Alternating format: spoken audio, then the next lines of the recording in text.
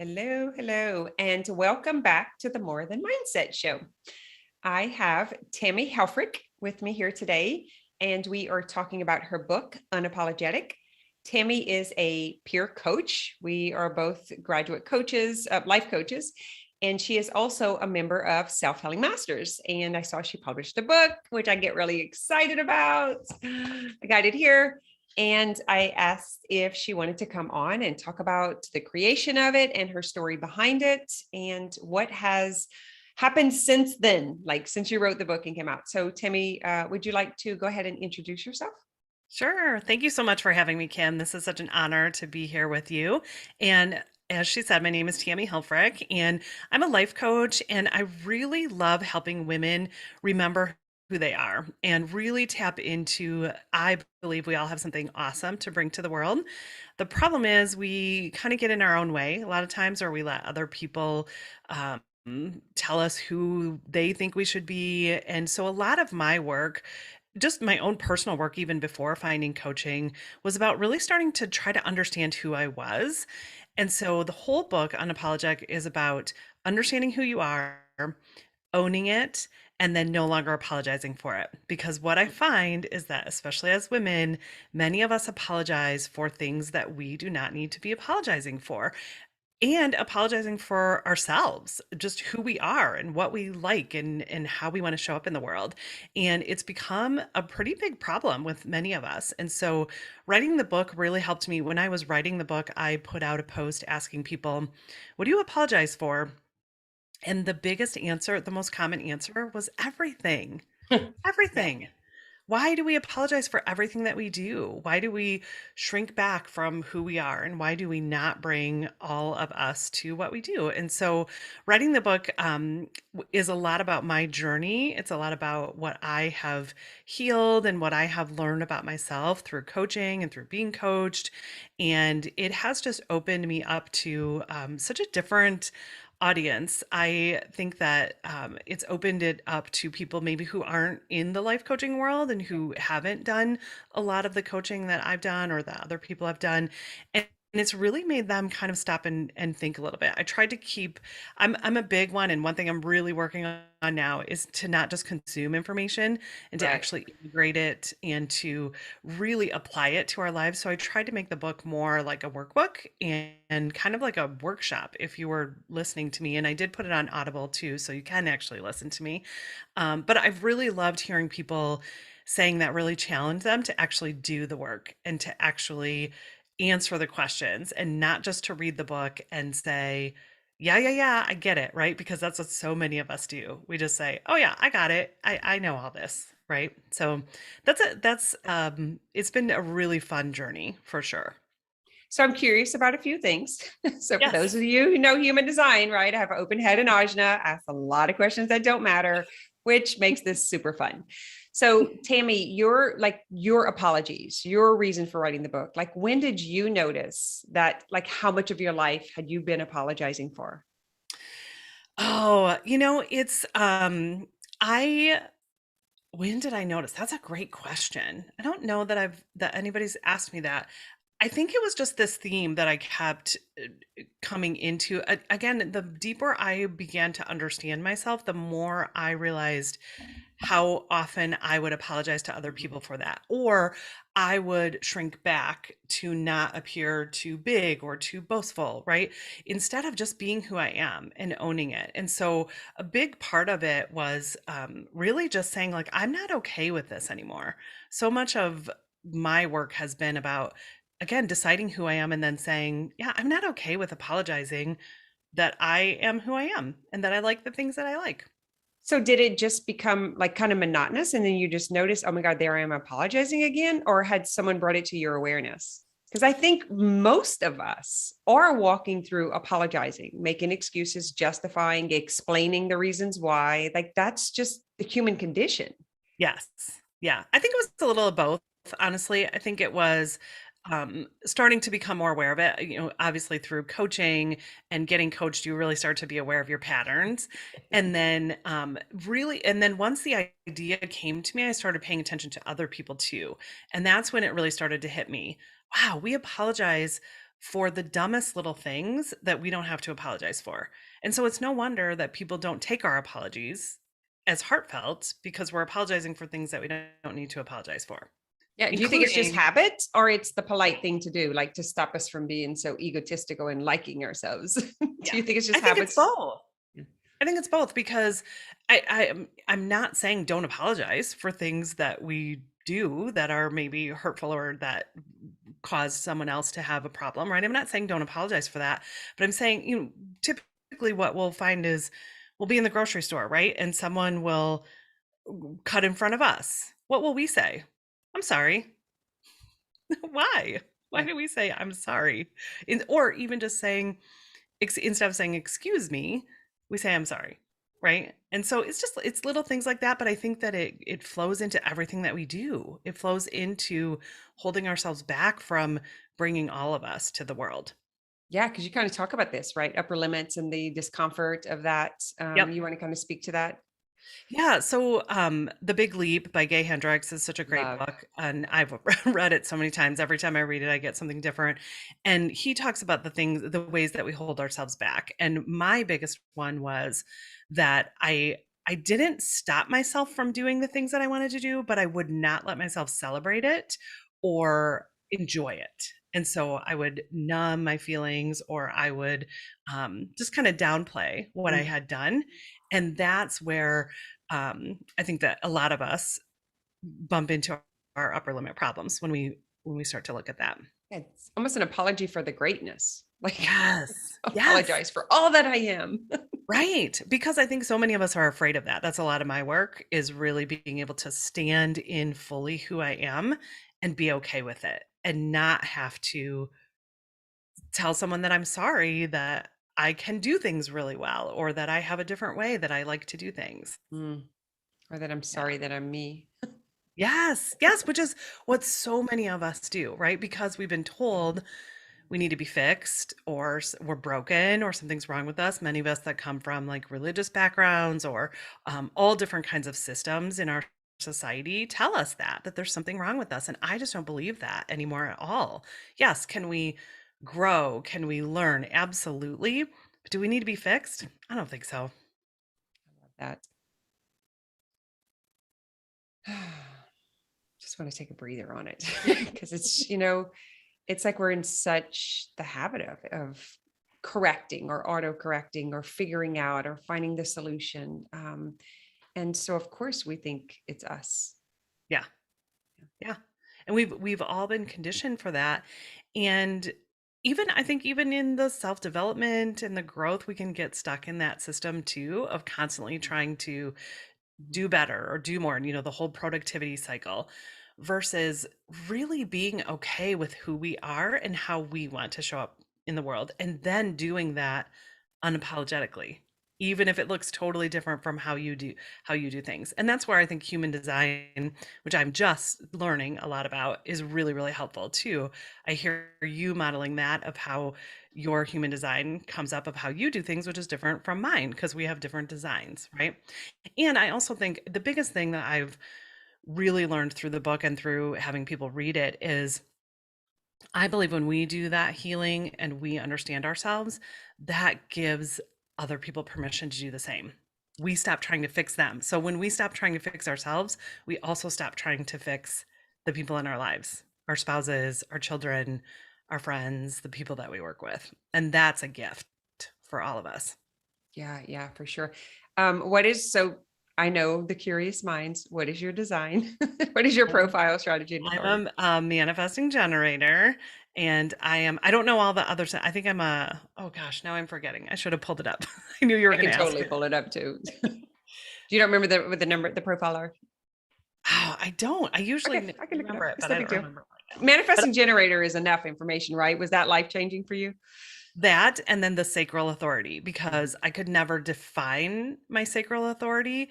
I just knew it. It was always just a knowing for me. And so to be able to know that and even the idea of people asking me questions or even just asking myself if I want to do something that's been so so powerful. 1-3. So Tammy One is three. That's what I a thought. 1-3 pure manifesting generator. Yes.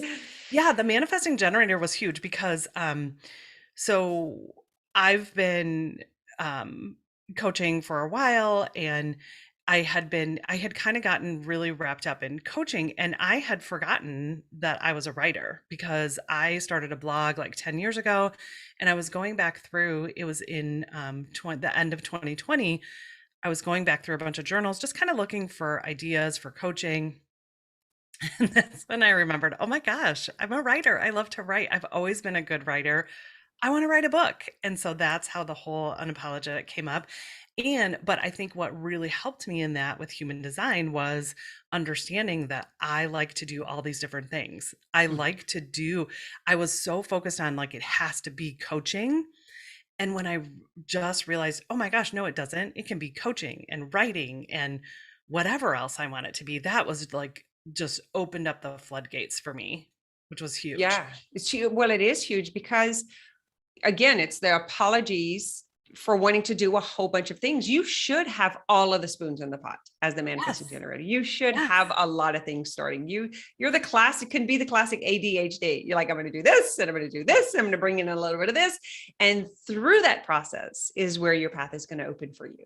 Yes. And so But when you, it's interesting. Yeah, it's interesting you say that because I've never, like, I wouldn't consider myself someone with ADHD, and I've never like really identified as that. But that's where the manifesting generator came in because I get stuff done. I can do a lot of different things, but I do them really well. So it's not uh-huh. like this sporadic thing. So even having a definition of that for me was like, oh my gosh, that's who I am. No Yeah, and wonder I we want to are do all. all about demystifying all these names and labels and tags and stuff. Like one of our coaches is all about, like, we use the word ADHD because that's what someone relates to. But what we're Right. actually saying is it could be a personality. It can just be a way we do things. It's a way that we're different. That's Yes. really what it's about.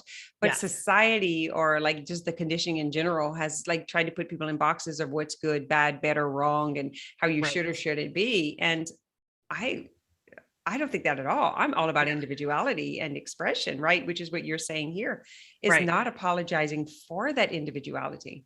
And that Yes. is what human design does so well. That's what human Absolutely. design teaches.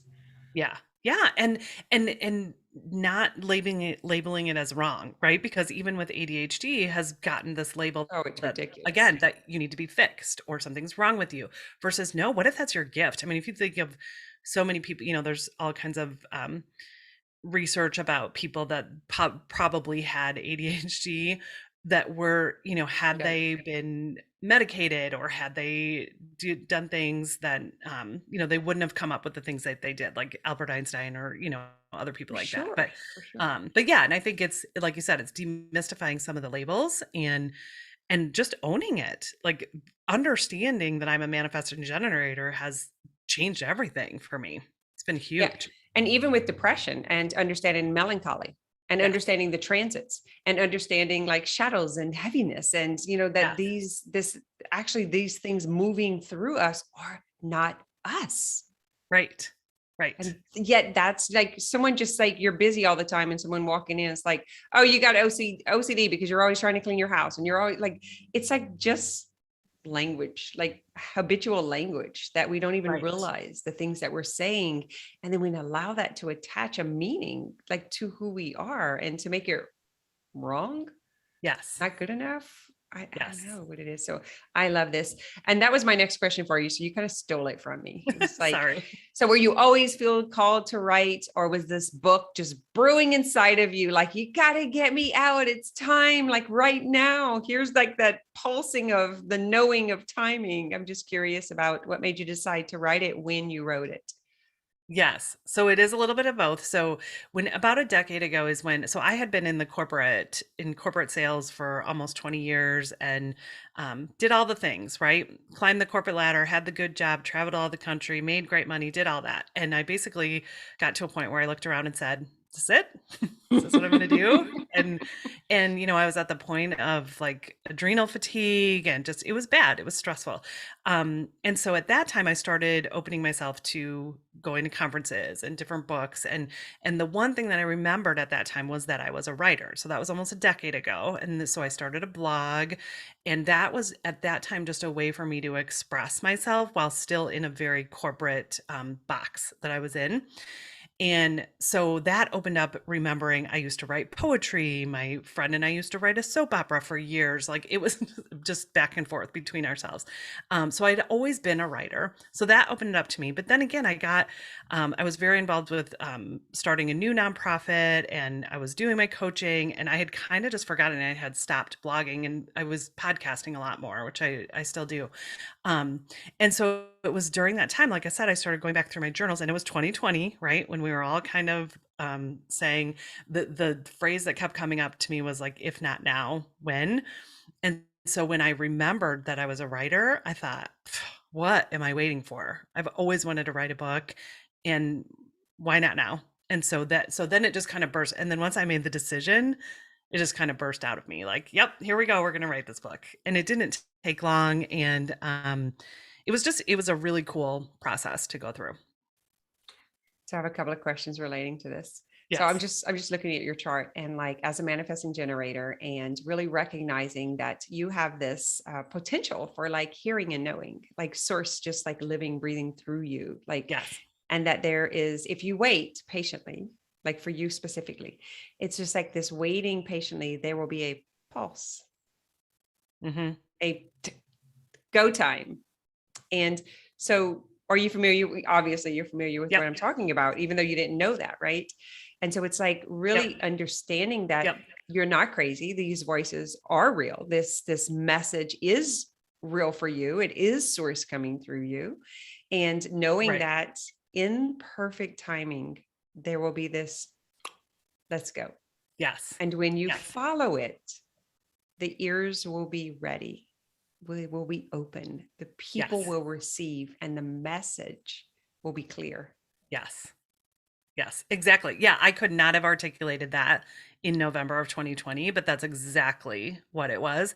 And that's been so much of my work is learning to tap into my intuition, learning to tap into Yeah. source, learning to tap into my sacral authority, because that also was just when you know, it's really hard to argue with that.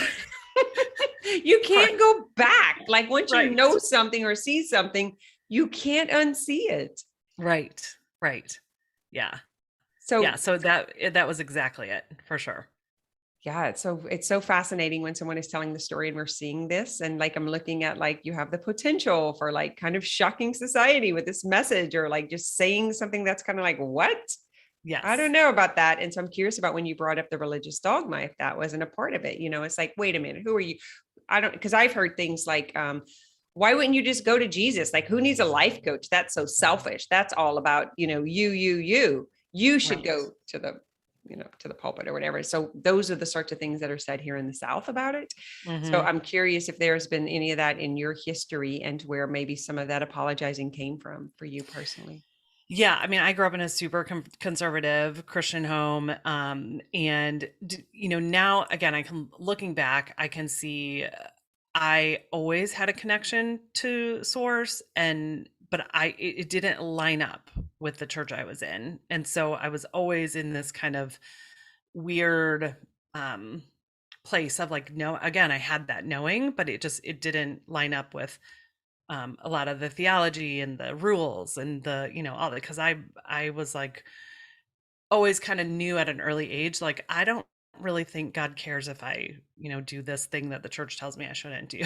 Right. So that's been a lot of my work over the last few years, and I have been grateful to be a part of a church community that actually is very open to questioning and to allowing everyone to experience their own journey through that. um, so I haven't really run into that too much, just because again, the church community that I've been a part of has allowed space for that, which has been so great. I still definitely have people in my life though who would say exactly what you said, and who would question the part. I think the biggest change for me has been going from like something outside of me to me, right? And to source within me, which is a very different thing than just take it to Jesus and let him fix it, right? It's kind of going Right. back to the same thing. It's just a very different energy, and it's a very different even responsibility, I would say, because it's really easy to blame things on something outside of yourself versus taking the responsibility to own it and to be who you are. Yeah. Which can kind of lead into this next question of like super intuitive power here. And if there was a part of needing or feeling like you needed to hide that, like, because it doesn't make sense according to that environment. And that's where the apologizing for even the what I know, what I Yep. sense, that Yep. is so much bigger than me, that is moving through me. And I can totally relate to this. Yeah. Yeah, for sure. I mean, that was probably most of my life growing up, was keeping myself like still, like I said earlier, still doing the things, but keeping myself humble enough or just below the surface to not cause too many waves, right? And but in doing that, I'm not fully expressing who I am and I'm not bringing all of me to the world. And that's what I'm no longer okay with. I am not okay with people shrinking back and not being who they are because I believe we've all been created by the same creator and that we've been giving these desires and these ways that we do things that are all gifts. We just have to learn how to tap into them. 100%. What was it costing you? What was it costing Oh you to my apologize, gosh. to hold back, to kind of try to cover this? Gosh, it's magical. So it's like cover these gifts in order to, I don't know, whether it was to fit in or just to be accepted. What was it costing you?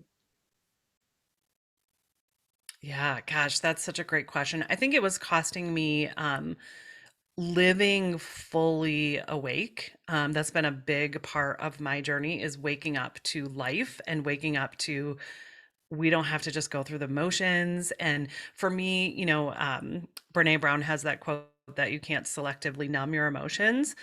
Well, that's what I was doing. Like I wore even keeled Tammy as a badge of honor. Like took a lot to get me upset, took a lot to, get me really excited.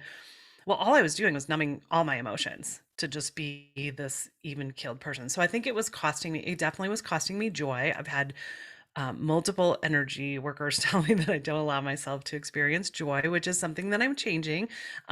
Something with the book that I was super intentional about was allowing myself to receive the praise and the joy and the excitement that came along with it and to really let myself celebrate that. So I think the answer to your question would be it was costing me really like living in the joy and the beauty of what this life has to offer and knowing what I have to offer the world and being unapologetic about it. That's good. Yeah. Because whatever that is, one day the price just becomes too much. Yep. Yeah. And it actually becomes the catalyst for the growth, for the expansion, for the thing. Yeah. And I'm also, looking at, because you're in self-healing masters, so you guys have to know that I have to investigate all of you. So when you turn these shorts in, one of my clients says it's like I should have a HEPA, it's like a HEPA agreement because I know everything about them on the inside. Right. Um, Right. and it's, what standing out for me is your age, being 50 years old, and understanding Chiron return, which is coming between the age 48 and 52, which is for all of us, for all humans, understanding Yeah. Saturn return, the being in, the Uranus and just all of the planetary energies and stuff. And so around the age 48 to 52, which you're right smack in the middle of, would you say that that had an impact on you kind of like coming out the closet and kind of fully embodying? Because you also have, that identification in your chart that it really is about embodiment Yes. in the body, Yes. Yes. sensation and feeling and dreams and expressions. Yeah. Yeah. Because I would say I have not been in my body or embodied since for a very long time, since probably I was a kid. And I think that's also another thing that comes with some religious dogma, right? Is the body is bad or however you were taught that it was, and so um, I think that I am just now learning. Like it's been through the last few years that I've really started through energy work and through coaching and through like being okay with who I am in my body. That's my work. That's what I'm working on now. So I'm interested. I don't know a lot about what you just mentioned with the age ranges. So I'm fascinated by that. I love to talk more about that and learn more about that because I felt that a lot before I turned 40. Like I felt like this whole new decade was a new thing, but I'm feeling it in such a different way. And really learning to be safe and to be okay in my body no matter what. Again, going back to the not when I'm at a certain weight or not when I look a certain way or not when this happens, like really being okay now, which I feel like was so much of this last year for me. hmm I didn't, I've been in personal development, like even in my business, I was a cosmetologist moving into like yoga, meditation, coaching, fitness, ladies fitness. And so it was always Yeah. about these challenges. But what I noticed is, I love to deep dive. Of course, you can Hmm. tell by my questions. I don't like surfacey stuff. And I'm Yep. not designed that way, actually. I'm here for chaos, crisis, and conflict. Like I'm the soft place to land in that. And what I started noticing is when clients around 29, 49 were coming to me, I was most interested in them. And then I Mm, started understanding like what was actually happening in their life in those phases, in those times. That's kind of okay. like that falling apart phase. So that's when we have our first Saturn return. Something is around 28 and a half years old, 28 to 30. Mine was a Okay. full-on hysterectomy, disconnected from my body, walked away from everything, put myself in a mental place. I thought it was crazy. Like I could not get my crap together, and then again, whatever we didn't finish, Chiron's coming in as the wounded healer to clean up between 48 and 52. And, we already know everything's a 7-year process, right? So if I asked you about this book, like when did you start to identify that you were apologizing? You could probably trace it back to 5, 6, 7 years by the time the whole process came through and then you were ready to teach it, right? Totally. And then for you personally to teach it, you have to embody Yeah. it. So that's the sort of things that Hmm. we can identify. That's what I love about Self-Healing Masters is we get to geek out about ourselves. For the first time ever, Right. unapologetically, we get to learn more about ourselves. Like Yes. there's Yes. there's Yeah. no And greater. because what I always Go ahead. Yeah, yeah. Because I always say that when we do that, again, it flows out into everything. I think so much of my work has been because I have been able to help my boys. I have two teenage boys be okay with who they are at their age, not in their 40s when I deconstructed all this stuff. Like literally be okay and create a life from who you are instead of who you thought you were supposed to be, right? Or what society tells you. And so that is such a joy, like it's a gift that I feel I've given them. And then also the people that I coach, the people who read my book, helping people be okay with who they are. It's such a powerful, powerful thing. And you can tell, like we signed up to break generational patterns, period. Yeah. So when we get a little mopey and we start feeling like some martyrs and some victims, and we just have to remind ourselves, no, we signed up to stand in this gap. We signed Yes. up for the buck stops here. I remember when my son was like brand new, I put my hand on him and I was like, this is it. We break Yes. these cycles. This kid will not experience what I did. Like we're gonna stop. We can do that. We have the power to do that. And they reap the benefits. Yes. Yes. That's not a huge why and an incentive.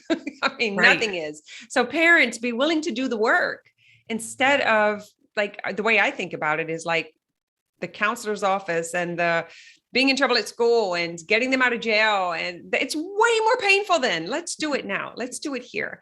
Because if they can come into this world and be who they are from the beginning, then they're not going through all this healing that we're going through right now. And I don't think this is forever. I don't Yes. think this is forever. I think this is the gap that we stand in and are leading the way for. And, for you, it's like, it's all about investigating and mastering and then bringing that forward to the world. Yeah. That's the essence of who you are and what you bring to us. Yeah. Yeah. Oh, I love that. And I think that now more than ever, it's needed, right? I think that we're seeing so much of the darkness and the shadow is being exposed.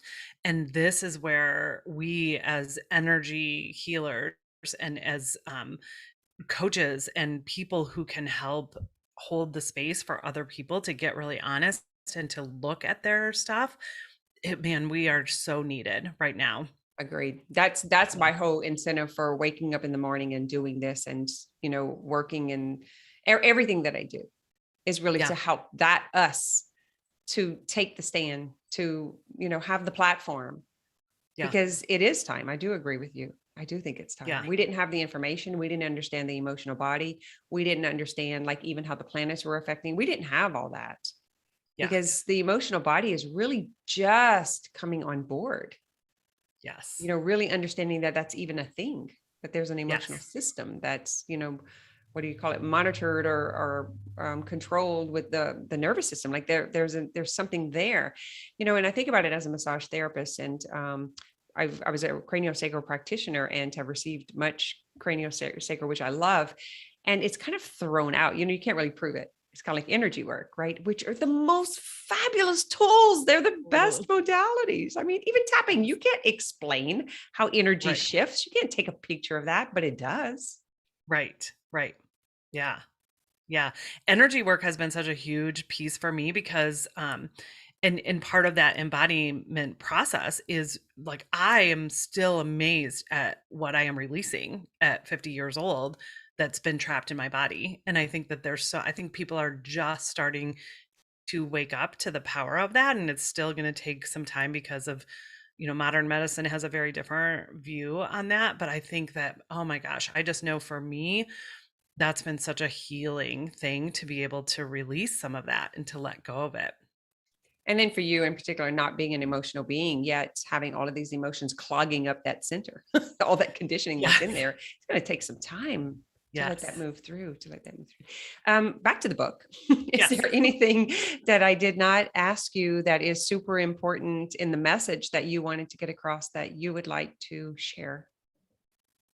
I think that like I said in the beginning, I think that we all have something really awesome to bring to the world, whatever it is, right? It can be in just being who you are, it can be in maybe a message that you have to share. And so much of this book is just, again, about understanding who you are, owning it, and then no longer apologizing for it. And so helping people do that has been so incredible to just hear the stories and to just hear people releasing some of the things that maybe those old stories that we continue to tell ourselves that are not helpful. All they do is just weigh us down and keep us from being who we've been called to be in this world. And so I just think that if more of us could be unapologetic about who we are, it can really heal and change the world. 100%. Thank you. Thank you Yes. for writing Thank it, you. for going through the disbeliefs and the fears and whatever would have gotten in your way and doing it Yes. anyway. Much received here. Thank The last thing I'll ask you is just, is there a particular person that you work with, or you just do coach? Like, is there anything in particular in your business or that you wanted to offer the audience that maybe so you help with specifically? yeah, so I primarily market to women. I do have some men coaches, but I find that women typically in their, this midlife age of where they've really kind of forgotten who they are. They don't even know what they want. They have put um, all of themselves into either their kids or their career, and now we're coming to this place of where maybe you're going to have more time or maybe your kids aren't going to be around. And so a lot of the women that I help is really just to, again, come back to who you are and what you want, and then get stop letting those stories kind of dictate. So deciding on purpose, who you want to be, living with intention. I host a podcast called Intentional Life, which is all about just deciding on purpose, how you want to show up in the world. And so I do have younger clients as well, but it's really just helping women to get out of their own way and to, again, become more unapologetic in who they are. Okay. So we will list the podcasts, the website, and the book Thank below you. if anyone is interested in contacting Tammy. And I just want to thank you for coming on. I've been Yes, in practicing of keeping this show short. So I love it. I could hang out with you for hours, but Yes, I am trying yes. to honor this. So I want to Yes. thank you for Thank you coming so on. much for having me. It's been an honor. You've been a big help to me, and I love being a part of Self Healing Masters and all of the people that I've met. And I just really appreciate you having me on. We're pretty cool country people. Yes. Some Southerners out here.